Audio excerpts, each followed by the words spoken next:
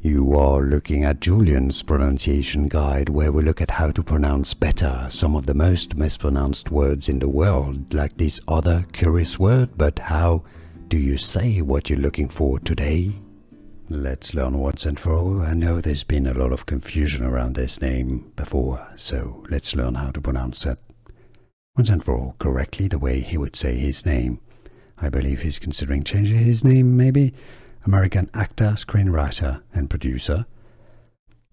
Rob, of course. McElhenney. McElhenney. Rob McElhenney. It's easy once you know it now. You know.